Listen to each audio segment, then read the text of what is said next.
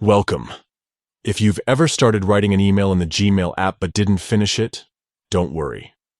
It's saved as a draft. Whether you're picking up where you left off or just want to double-check something, it's super easy to find your draft emails on the Gmail app. In this quick guide, we'll walk you through the steps to view your drafts, so you'll never lose track of an unfinished message again. First things first. Open the Gmail app on your phone. This is the red and white envelope icon you likely already use for checking your email on the go. Once the app is open, give it a second to fully load your inbox. Next, look to the top left corner of your screen and tap the menu icon.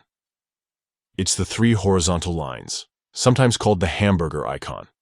Tapping that will open up the main side menu, giving you access to all of your key folders. Now, scroll down through the menu until you find the option labeled Drafts. It's usually just below folders like Sent and Trash. Tap on Drafts, and just like that, you'll see a list of all your saved but unsent emails.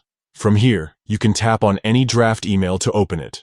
Whether you want to finish typing it out, add an attachment, or just reread what you wrote, everything will be there waiting for you.